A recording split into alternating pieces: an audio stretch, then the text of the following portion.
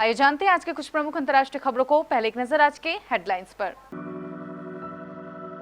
38 करोड़ लोगों के लिए मोदी सरकार ने लॉन्च किया ई श्रम पोर्टल। कोरोना संक्रमण से बचाव नहीं है वैक्सीन, सरकार ने कहा टीकाकरण के बावजूद मास्क पहनना जरूरी, अगले 2 महीने अहम।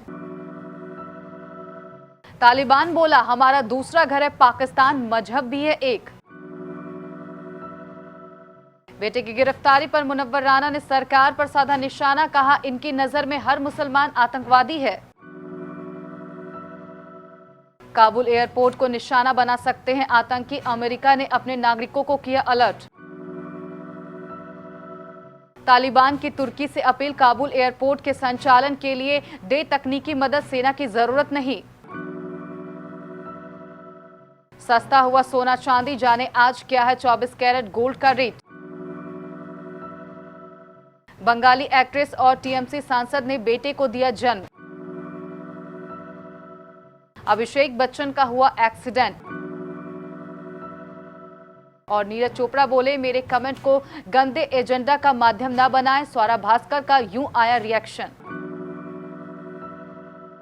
असंगठित क्षेत्रों में कार्यरत देश के करोड़ों कामगारों को आज मोदी सरकार ने बड़ा तोहफा दिया है।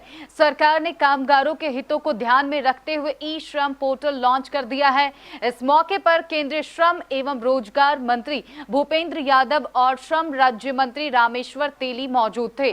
पोर्टल के लॉन्च के बाद श्रमिकों का रजिस्ट्रेशन भी शुरू हो गया है। यह मजदूरों का डाटाबेस होगा। इसकी मदद से सरकार सोशल सिक्योरिटी स्कीमों को उनके दस्तावेज तक पहुंचाएगी। इससे पहले केंद्रीय श्रम और रोजगार मंत्री भूपेंद्र यादव ने ई श्रम पोर्टल का लोगो लॉन्च किया था। केंद्र सरकार ने कहा है कि टीकाकरण के बावजूद मास्क लगाते रहना जरूरी है, क्योंकि वैक्सीन कोरोना से लड़ने में सहायता करता है, लेकिन यह संक्रमण से बचाव की गारंटी नहीं देता है।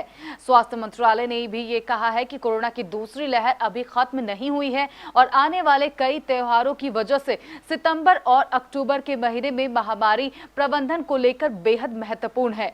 आईसीएमआर के डायरेक्टर जनरल बलराम भार्गव ने कहा कि वैक्सीन बीमारी को कम करने के लिए है, ना कि यह बीमारी से बचाव है।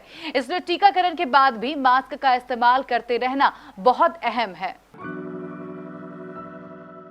तालिबान ने पाकिस्तान को अपना दूसरा घर बताया है और कहा है कि हमारी सीमाएं लगती है और मजहब एक है, इसलिए हम भविष्य में पाकिस्तान के साथ अच्छे संबंधों की उम्मीद कर रहे हैं।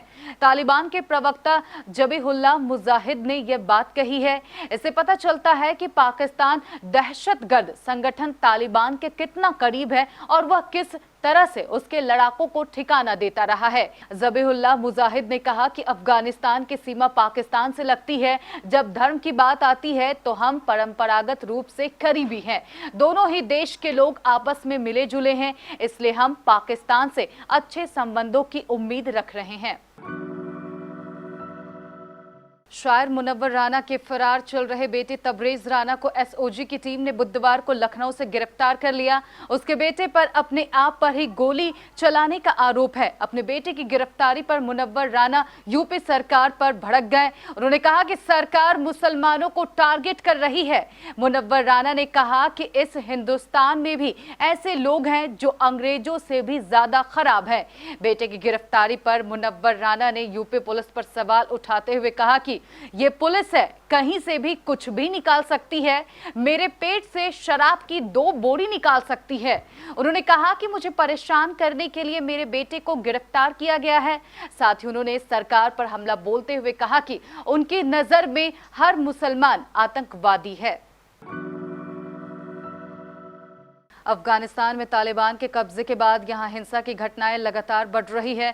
तालिबानी अब अपनी क्रूरता दिखाने लगे हैं। एक पत्रकार की तालिबानियों ने पिटाई की और फिर उसका फोन छीन लिया। इसके अलावा काबुल एयरपोर्ट पर भी आतंकी हमले की आशंका है। अमेरिका समेत कई देशों ने अपने नागरिकों से कहा है कि वे वहां से तुरंत निकल जाएं। अमेरिका ने अपने नागरिकों से कहा है कि वे एयरपोर्ट के एबे गेट, ईस्ट गेट और नॉर्थ गेट के पास से तत्काल हट जाए। वहीं ऑस्ट्रेलिया ने अपने नागरिकों को आतंकी हमले के प्रति सचेत किया है। प्रदेश विभाग ने कहा है कि कोई भी हामिद करजई एयरपोर्ट की तरफ ना जाए और वहां जो लोग मौजूद हैं वो किसी तरह सुरक्षित स्थान पर चले जाएं। ब्रिटेन ने भी इसी तरह की वार्निंग जारी की है। तालिबान ने तुर्की से काबुल एयरपोर्ट के लिए तकनीकी मदद मांगी है। तालिबान ने तुर्की से अपील की है कि वो अमेरिका समेत विदेशी सेनाओं की यहां से वापसी के बाद एयरपोर्ट के संचालन के लिए तकनीकी मदद दे। लेकिन तुर्की के अधिकारियों ने रॉयटर्स से कहा है कि वो खुद अफगानिस्तान से अपनी सेनाओं की वापसी 31 अगस्त तक कर लेना चाहते हैं। तालिबान ने इस बारे में फैसला लेने का अधिकार पूरी तरह से तुर्की को दे दिया है। तालिबान की तरफ से कहा गया है कि हमने ये फैसला तुर्की सरकार पर छोड़ा है कि वो मुश्किल घड़ी में इस काम के लिए अपनी मदद देगा या नहीं। सोना चांदी की कीमतों में लगातार गिरावट जारी है। गुरुवार को सोना चांदी के दामों में जबरदस्त गिरावट देखने को मिली है। India Boolean and jewellers association के अनुसार आज 999 शुद्धता वाले सोना की कीमतों में 154 रुपए की गिरावट आई है और ये 47,294 रुपए प्रति 10 ग्राम पहुंच गया है। जबकि बुधवार को कारोबारी सत्र के दौरान सोना 47,448 रुपए प्रति 10 ग्राम पर बंद हुआ था। आज चांदी की कीमतों में भी फिसलन आई है। 76 रुपए की गिरावट के साथ 999 शुद्धता वाले चांदी का भाव 76,306 रुपए प्रति 1 किलोग्राम पर पहुंच गया है। इसके पहले बुधवार को चांदी 63,382 रुपए प्रति किलोग्राम पर बंद हुआ था। बंगाली एक्ट्रेस और टीएमसी सांसद नुसरत जहां मां बन गई है। उन्हें डिलीवरी के लिए 25 अगस्त को कोलकाता के एक अस्पताल में भर्ती करवाने की खबरें आई थी। अब मीडिया रिपोर्ट्स की माने तो नुसरत ने 26 अगस्त को बेटे को जन्म दिया है। मां और बेटा दोनों स्वस्थ है। डिलीवरी के दौरान नुसरत का ख्याल रखने के लिए बंगाली एक्टर यश दासगुप्ता उनके साथ मौजूद रहे। बॉलीवुड एक्टर अभिषेक बच्चन इन दिनों अपनी फिल्म की शूटिंग में बिजी चल रहे हैं। वे अपने सूट से जुड़ी डिटेल अपने फैंस के साथ शेयर करना नहीं भूलते हैं।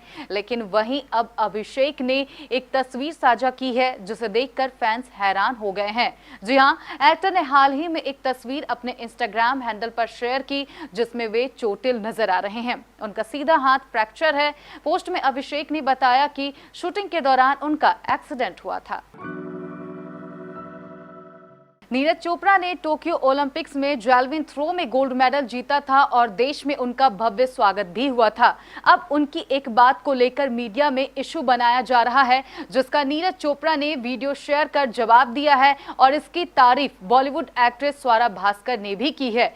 नीरज चोपड़ा ने एक इंटरव्यू में कहा था कि उन्होंने पहला थ्रो बहुत जल्दबाजी में फेंका था और उनका भाला पाकिस्तान के अरशद नदीम के पास था। इसी को लेकर नीरज चोपड़ा ने एक वीडियो शेयर किया है और कहा है कि मैंने जो बात इंटरव्यू में कही है उसको लेकर कई मायने निकाले जा रहे हैं। उन्होंने बताया कि हम एक दूसरे का भाला यूज कर सकते हैं। इसके साथ ही उन्होंने लिखा है, मेरी आप सभी से विनती है कि मेरे कमेंट्स को अपने गंदे एजेंडा को आगे बढ़ाने का माध्यम ना बनाएं।